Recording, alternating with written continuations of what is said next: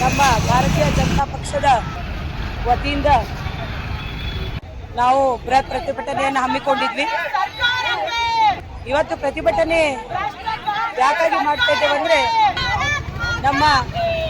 ನಮ್ಮೆಲ್ಲರ ನಾಯಕರಾದಂಥ ಸನ್ಮಾನ್ಯ ಶ್ರೀ ಪ್ರಹ್ಲಾದ್ ಜೋಶಿ ಅವರು ಶಿಕ್ಷಣ ಸಚಿವರಾಗಿ ಅಧಿಕಾರ ವಹಿಸಿಕೊಂಡ ಮೇಲೆ ಸಾಕಷ್ಟು ಅಭಿವೃದ್ಧಿ ಕೆಲಸಗಳನ್ನ ಮಾಡ್ತಾ ಇದ್ದಾರೆ. ಅಂತ ಒಂದು ಸಂಸದಲ್ಲಿ ಪ್ರಿಯಾಂಕಾ ವಾದ್ರಾ ಅವರು ಏನು ಬಿಲ್ಕಿಸ್ ಬಾನು ಅಂತೇಳಿ ಮಹಿಳೆ ಅತ್ಯಾಚಾರ ಆಗಿತ್ತು ಆರೋಪಗಳನ್ನು ಸಮರ್ಥಿಸಿಕೊಂಡಿದ್ದಾರೆ ಅಂತ ಒಂದು ಘೋರ ಆರೋಪವನ್ನ ಹೇರಿಸಿದ್ದಾರೆ. ಇದು ಬಹಳ ಸತ್ಯಕ್ಕೆ ದೂರಾದ ವಿಷಯ. ಯಾಕಂದ್ರೆ ಏನು ಕಾಂಗ್ರೆಸ್ನವರು ಇದ್ದಾರೆ, ಬಿಜೆಪಿಯವ್ರನ್ನ ಬೈದ್ರೆ ಉನ್ನತ ಸ್ಥಾನಕ್ಕೆ ಹೋಗ್ತಾರೆ ಅನ್ನೋ ಒಂದು ಭ್ರಮೆಯಲ್ಲಿ ಸಾಕಷ್ಟು ಈ ರೀತಿಯಾಗಿ ಆರೋಪಗಳನ್ನ ಮಾಡ್ತಾ ಇದ್ದಾರೆ. ಆದ್ರೆ ಏನು ಶಿಕ್ಷಣ ಸಚಿವರ ಮೇಲೆ ಆರೋಪವನ್ನ ಮಾಡಿದ್ದು ಇದು ಬಹಳ ಖಂಡನೀಯ. ಹಾಗಾಗಿ ನಾವು ಈ ಪ್ರತಿಭಟನೆಯನ್ನು ಹಮ್ಮಿಕೊಂಡಿದ್ದೇವೆ.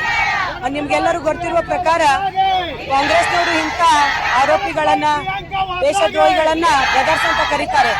ಹಾಗಾಗಿ ಆ ಬ್ರದರ್ಸ್ಗೆ ಮನಸ್ಸಿಗೆ ನೋವಾಗಿದೆ ಅಂತೇಳಿ ಇವರೆಲ್ಲರೂ ಕೆಂಡವನ್ನ ಕಾರ್ತಾ ಇದ್ದಾರೆ. ಇವತ್ತು ಈ ಪ್ರತಿಭಟನೆಯನ್ನ ನಾವು ಮಾಡಿ ಕಾಂಗ್ರೆಸ್ ಕಚೇರಿಗೆ ಮುತ್ತಿಗೆಯನ್ನು ಹಾಕ್ಬೇಕಂತೇಳಿ ನಾವೆಲ್ಲರೂ ಪ್ರತಿಭಟನೆಯನ್ನ ಪಾಲ್ಗೊಂಡಿದ್ವಿ. ಆದರೆ ಪೊಲೀಸರು ಏನು ಮಹಿಳೆಯರ ಮೇಲೆ ಈ ರೀತಿಯಾಗಿ ನಮಗೆ ತಡೆ ನೀಡಿದ್ದಾರೆ ಅಂದ್ರೆ ಅವರಿಗೆ ಮುಂಚಿತವಾಗಿ ಗೊತ್ತಾಗಿ ಇನ್ನೂ ಕಾಂಗ್ರೆಸ್ ಕಚೇರಿ ಬಹಳ ದೂರ ಇದೆ, ಇಲ್ಲೇ ಬ್ಯಾರಿಕೇಡ್ಗಳನ್ನ ಹಾಕಿ ನಮ್ಮನ್ನ ತಳ್ಳಿದ್ದಾರೆ. ಸಾಕಷ್ಟು ನಮ್ಮೆಲ್ಲ ಮಹಿಳಾ ಪದಾಧಿಕಾರಿಗಳನ್ನ ಅರೆಸ್ಟ್ ಮಾಡಿದ್ದಾರೆ.